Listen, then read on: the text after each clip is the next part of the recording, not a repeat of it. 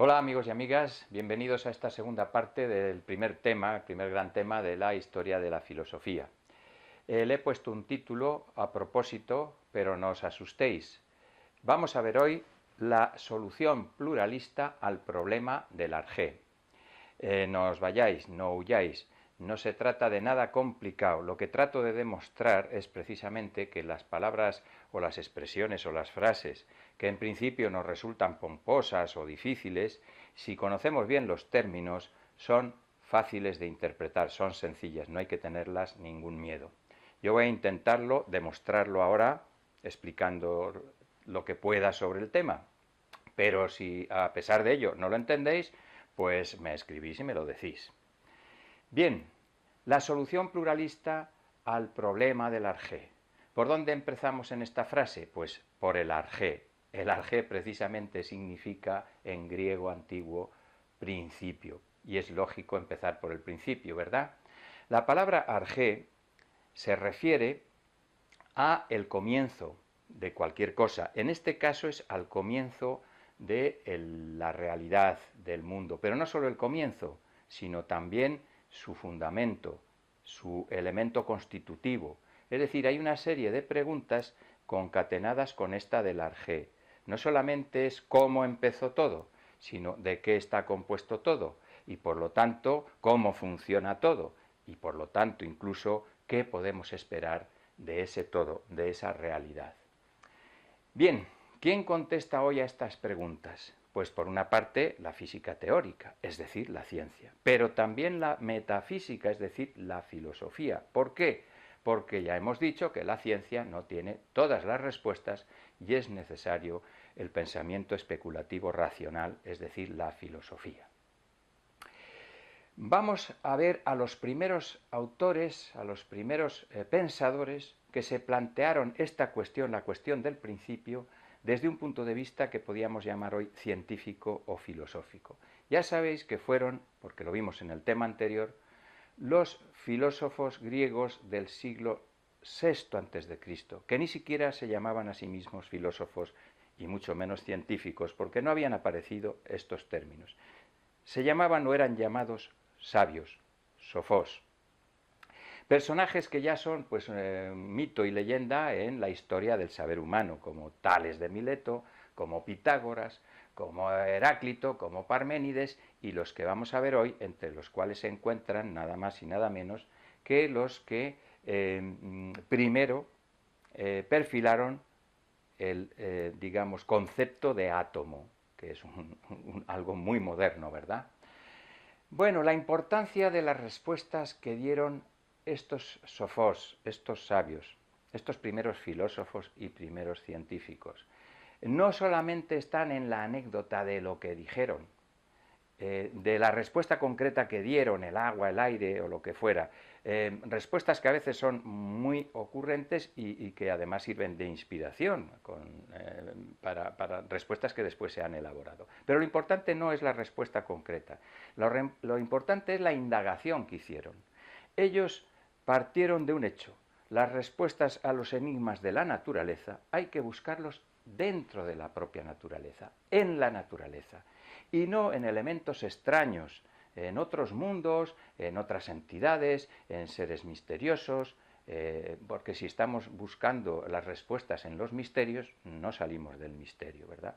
Si queremos indagar algo, tenemos que sospechar que ese algo se encuentra en algún sitio. Y ellos sospecharon que las respuestas a los enigmas de la naturaleza estaban en la propia naturaleza. Y de esa manera abrieron el camino pues a toda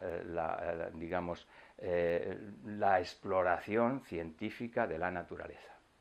Esa es su gran importancia.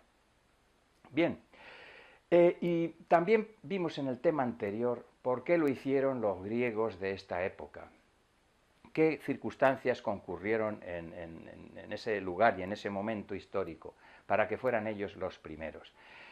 Vimos algunas de esas circunstancias, vimos pues lo que era su sociedad, cómo estaban organizados en polis, cómo allí había formas más o menos democráticas, y vimos también sus creencias, aunque aludimos a ellas más que verlas. Por eso ahora vamos a hacer un poco de detenimiento y de reflexión sobre este último punto.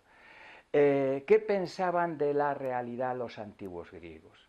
¿Cómo entendían ellos la realidad? Ellos entendían la realidad como naturaleza, como physis, como mundo. Por supuesto que creían que podía haber otros mundos, pero estaban en este mundo. Recordad dónde moraban los dioses griegos, en el Olimpo. ¿Y qué era el Olimpo? Pues un monte real.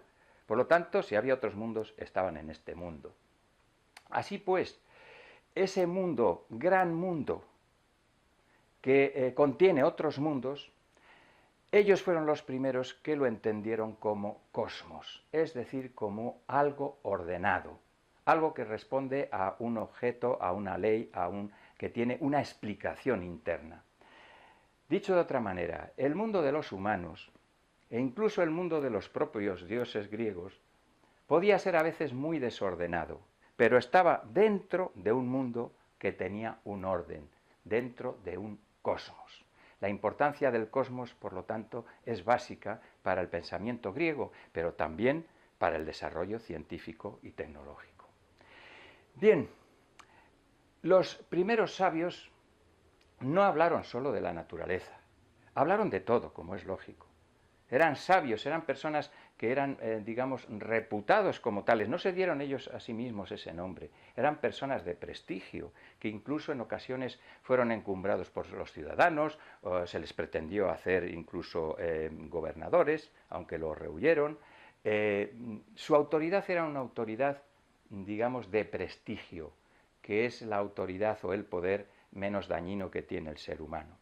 Eran grandes personajes, pero no nos podemos detener en sus vidas porque tenemos que examinarnos, como sabéis vosotros, de otras cosas, ¿no?, que son de sus teorías. Bien, hablaron, como digo, de todo, pero sobre todo hemos destacado de ellos el tema de la respuesta que dieron al problema de la naturaleza. ¿Y qué respuesta dan los autores que vamos a ver ahora? Una respuesta pluralista. Ese es el segundo término del título, ¿verdad? La resolución pluralista al problema del G. Una respuesta pluralista, ¿qué significa? Que en lugar de buscar un solo principio, un solo arjé, un solo elemento primigenio, ellos proponen varios principios, de ahí pluralista, varios arjés, varios elementos primigenios. ¿Por qué? Porque de esta manera es más fácil explicar los dos elementos básicos y constituyentes de la naturaleza, que es la pluralidad de cosas que existen y el movimiento. El movimiento está ligado a la pluralidad, porque las cosas no solamente son ahora, sino que se transforman en otras cosas, ¿verdad? Tened en cuenta una cosa, cuando hablamos en filosofía, en este tema, filosofía de la naturaleza, de movimiento, nos estamos refiriendo a todo tipo de transformación, ¿verdad? Bueno, pues para explicar la pluralidad y el movimiento, lo mejor es partir de varios elementos, como hizo en primer lugar Empédocles. Empédocles es, como los demás autores que vamos a ver hoy, del siglo V después de Cristo. Empédocles decía que todo viene de lo mismo y todo vuelve a lo mismo. Es decir, que nada desaparece por completo. ¿Por qué? Porque que las cosas desaparezcan o que aparezcan de repente no entraba en la lógica, como ya había puesto de manifiesto Parménides. El ser no puede desaparecer o nacer desde la nada, ¿verdad? ¿Cuál es la realidad originaria que por lo tanto es eterna, que existe desde siempre? Pues es la constituida por los famosos 4 elementos que todo el mundo conoce: aire, fuego, agua, tierra, elementos de los que habían hablado ya antes pues autores como Tales del agua, Heráclito del fuego, etc. Estos 4 elementos se combinan entre sí, pero claro, para combinarse entre sí necesitan algún tipo de fuerza, y de aquí nace otro gran concepto de la ciencia, ¿no?, las fuerzas naturales. Empédocles propone 2: el amor, que sería una fuerza de unión, de fusión, de acercamiento, y el odio, que sería una fuerza disgregadora, de dispersión. Y eso hace que los elementos se combinen entre sí, dando lugar a este mundo. El segundo autor que vamos a ver es Anaxágoras. Anaxágoras dice algo así como que todas las cosas juntas e infinitas en su pequeñez, están en el aire y en el éter y son eternas. Esas cosas pequeñitas son las homeomerías, son partículas que existen desde siempre y que son de todos los objetos, de todas las sustancias, de todas las cosas reales que existen. Hay partículas, multitud de partículas por ahí sueltas, en el éter y en el aire. Ahora bien, si en un principio estaban sueltas, ¿qué es lo que les hace moverse y agruparse y hacer que, por ejemplo, en esta partícula más o menos grande que soy yo, haya un montón de homeomerías o de partículas de ser humano, aunque también hay de agua, de fuego y de otras cosas, y ahí, en la mesa que estoy viendo desde aquí, pues hay un montón de partículas de madera? ¿Qué es lo que hace que las cosas se muevan? Y aquí es donde Anaxágoras introduce una problemática muy específica de la filosofía de la naturaleza, que es el conflicto entre dos grandes teorías o formas de ver la realidad, el finalismo y el mecanicismo. Él propone que la fuerza impulsora inicial del movimiento fue una nous, en griego, nous escrito, es lo mismo que un entendimiento, una especie de mente, una mente, un entendimiento, una razón. Esta razón hubiera dado el primer impulso a las homeomerías para que empezasen a moverse. Y esto podría indicar que Anaxágoras es finalista. ¿Por qué? Porque si el que mueve las cosas en la naturaleza es una mente, como toda mente, las tendrá que mover con alguna finalidad, con alguna razón, con algún objetivo. Vale. Pero Anaxágoras se queda únicamente en la fase inicial. La nous no actúa más que en esa fase. Y luego solamente habla de fuerzas mecánicas. Parece ser, según su, digamos, imagen del mundo, cada homeomería, cada partícula va por ahí buscando a sus semejantes para unirse con ellos, por afinidad. Y por lo tanto hay un mero movimiento de acercamiento de lo similar con lo similar, es decir, algo mecánico, algo que no exige una inteligencia. Por lo tanto, podríamos estar también en una interpretación mecanicista. Anaxágoras no resolvió este dilema, y si lo resolvió nosotros no lo sabemos porque tampoco se ha conservado lógicamente toda su obra entera. Pero los que sí que tomaron un partido muy decidido por una de estas dos posturas fueron los siguientes autores: los atomistas, Leucipo y Demócrito. Ellos son los primeros en imaginar toda una imagen completa del mundo de una manera materialista y mecanicista. ¿Qué significa materialista? Que todo está constituido por elementos materiales, los átomos, de los que luego vamos a hablar. Todo. Y eso quiere decir también, por ejemplo, el alma humana. Ellos decían que el alma humana está compuesta de unos átomos finísimos, casi etéreos. Y todo se mueve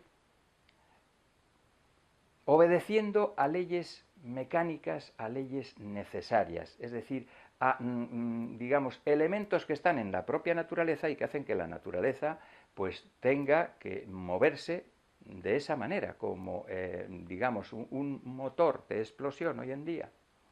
Si le metemos gasolina y le conectamos, los movimientos que va haciendo el motor son circulares, son mecánicos. Se van reproduciendo unas fases detrás de otras, de manera necesaria. Bien, ellos introdujeron por primera vez un elemento muy importante también para la física, que es la noción de vacío. El vacío les creaba un gran horror a los autores anteriores. Ellos le perdieron el miedo al vacío. Ellos dijeron, el vacío no es un ser, pero existe. ¿Y qué es el vacío y cómo existe? Muy bien, el vacío es simplemente lo que separa unos átomos de otros.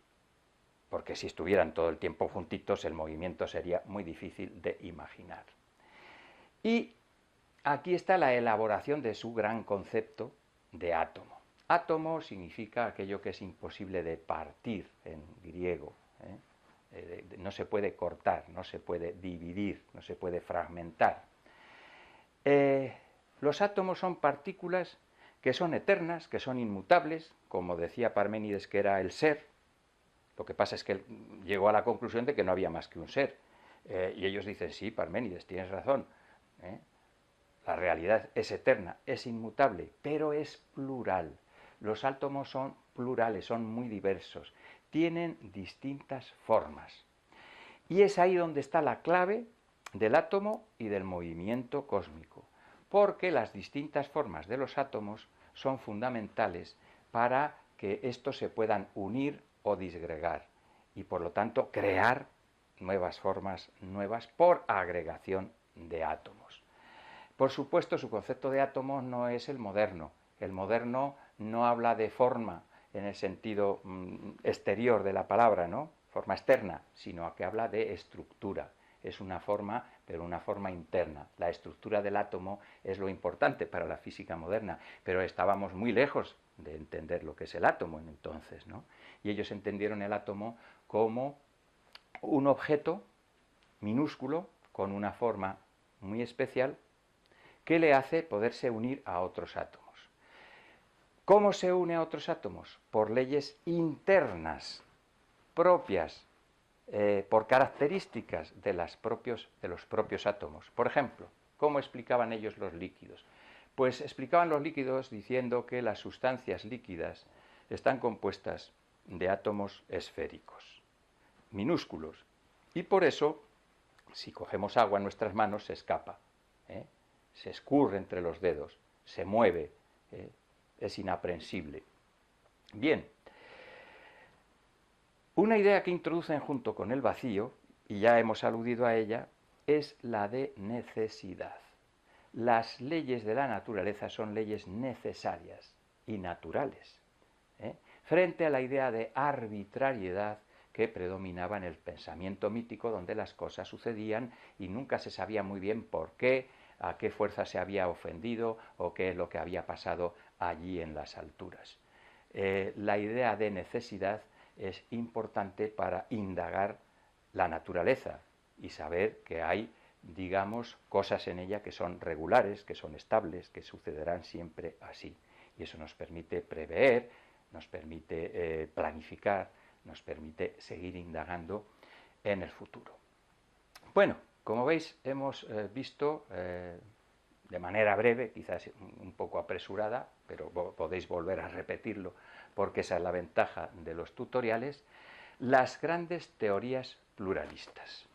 Y con esto acabamos el primer tema, en el cual ya sabéis que os propuse hacer un ejercicio.